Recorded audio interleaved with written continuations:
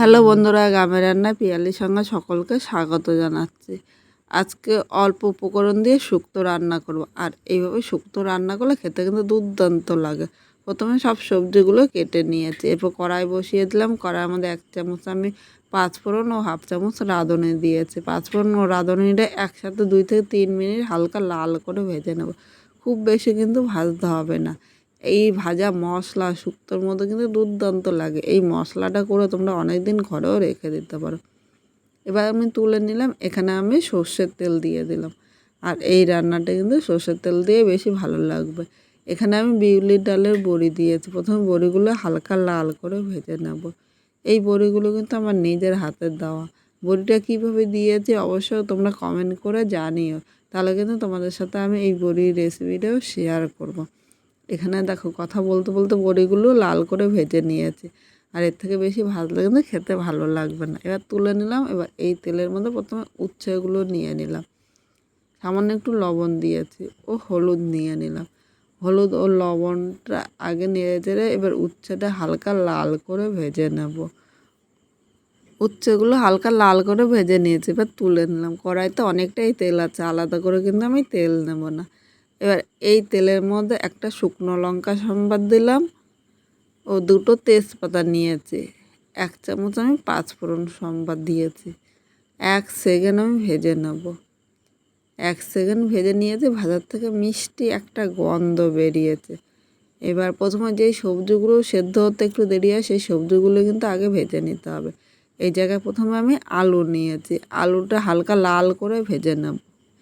এরপর আমি পেঁপেগুলো নিয়ে নিলাম। আলুটা আগে ভেজে নিয়েছি, কারণ আলুটা সেদ্ধ হতে একটু টাইম লাগে।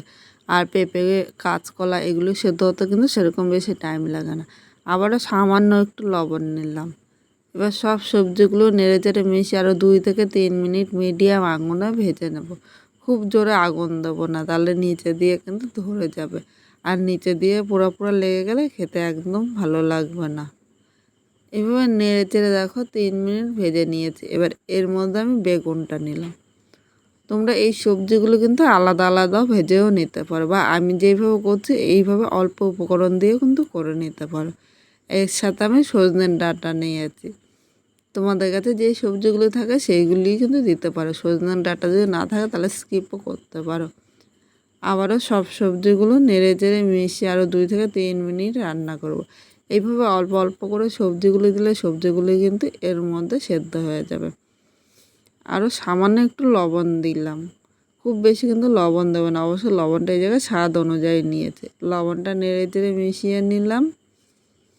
এখন এইভাবে আরও 3 থেকে 4 মিনিট রান্না করব। দেখো মিডিয়াম আগুনে রান্না করলে সবজিগুলো কিন্তু খুব তাড়াতাড়ি সেদ্ধ হয়ে যাবে। এখন সব সবজিগুলো এখন ঢাকা দিয়ে দিলাম, তাহলে সবজিটা কিন্তু অল্প সময় সেদ্ধ হয়ে যাবে। 5 মিনিট পর আমি ঢাকনিটা তুলে নিয়েছি। আর একবার আমি নেড়ে চেড়ে নেবো। এই জায়গায় সবজিটা দেখো অনেকটাই কিন্তু মজে গিয়েছে। আজকে খুব সাধারণভাবে এই শুক্তোটা রান্না করছি। অবশ্যই তোমরা বাড়িতে একবার ট্রাই করো, খেতে কিন্তু দুর্দান্ত লাগবে। তোমাদের কীরকম রান্না দেখতে চাও অবশ্যই কমেন্ট করে জানিও, যাতে এই পরের ভিডিওতে তোমাদের সেই রান্নাগুলো আমি শেয়ার করতে পারি। এবার এখানে আমি দুধ নিয়ে নিলাম। আজকে আমি জল দেবো না শুক্তোর মধ্যে, জলের পরিবর্তে দুধ দিয়েছি। আর তোমাদের কাছে যদি দুধ না থাকে তাহলে দুধটা কিন্তু স্কিপও করতে পারো। দুধের পরিবর্তে এখানে জলও নিয়ে নিতে পারো। আর যখনই দুধটা দেবে দুধটা কিন্তু জাল দিয়ে একটু গরম দেবে, তাহলে গরম দিলে সবজিগুলো তাড়াতাড়ি সেদ্ধ হবে, খেতেও ভালো লাগবে। ঠান্ডা দুধ দিলে সবজিগুলো কিন্তু শক্ত থাকবে, খেতে একদম ভালো লাগবে না। এবার সব সবজির সাথে নেড়ে চেড়ে মিশিয়ে নিয়েছি। এখানে যে উচ্ছেগুলো ভেজে তুলে রেখেছিলাম উচ্ছেটা নিয়ে নিলাম। এই উচ্ছেটা শেষে দেওয়ার কারণ হলো, উচ্ছেটা যদি আমি আগে দিতাম তাহলে সবজিগুলো কিন্তু তেতো তেতো বেশি হয়ে যেত। তাই সবজিটা সেদ্ধ করার পর উচ্ছেটা দিলে এর স্বাদটাও কিন্তু দ্বিগুণ বেড়ে যাবে। এবার এর মধ্যে আমি বড়িটা নিয়ে নিলাম, কারণ বড়িটা আগে না দিলে কিন্তু বড়িটা সেদ্ধ হবে না। বড়িটাও নেড়ে চেড়ে এর সাথে আমি মিশিয়ে নিয়েছি। এইভাবে অল্প অল্প সবজি দিয়ে এই শুক্তোটা রান্না করলে খেতে কিন্তু দুর্দান্ত লাগবে। সব কিছু নেড়ে চেড়ে মিশিয়ে নিয়েছি। এবার ঢাকা দিয়ে আরও 3 থেকে 4 মিনিট রান্না করে নেব। 4 মিনিট পর ঢাকনিটা তুলে নিয়েছি। এবার এই জায়গায় আমি 1/2 চামচ আদা বাটা দিয়ে দিলাম। শেষে এই আদা বাটার গন্ধটা আমার কাছে খুব ভালো লাগে। অবশ্যই তোমরা কিন্তু আদা বাটাটা দিও, কারণ আদাটা কিন্তু আমাদের প্রায় সবার বাড়িতেই থাকে। এবার এই আদা বাটাটা এর সাথে নেড়ে চেড়ে মিশিয়ে নিলাম। এই আদা বাটাটা দেওয়াতে এর স্বাদটা কিন্তু দ্বিগুণ বেড়ে যাবে। আজকে খুব সাধারণভাবে এই শুক্তোটা রান্না করছি, আর এইভাবে রান্না করলে খেতে দুর্দান্ত লাগবে। এখানে দেখো শুক্তোটা হয়ে গিয়েছে। এবার এই জায়গায় যে প্রথমে মশলাটা করেছিলাম, এবার এর উপর দিয়ে ছড়িয়ে দিলাম। শুক্তোর এই ভাজা মশলার গন্ধটাই কিন্তু দুর্দান্ত লাগবে। এবার এই মশলাটা এর সাথে নেড়ে চেড়ে আমি মিশিয়ে নিলাম। তাহলে আজকের শুক্তো রেসিপিটা তোমাদের কীরকম লাগলো অবশ্যই কমেন্ট করে জানাতে কিন্তু ভুলো না।